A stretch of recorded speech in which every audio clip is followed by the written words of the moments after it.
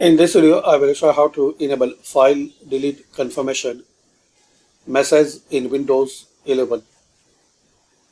So it's basic way. Right click on your recycle bin, then click on properties.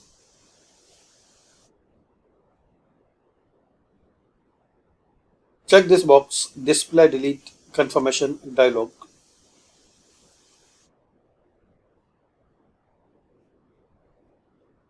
Click on apply, then click on OK.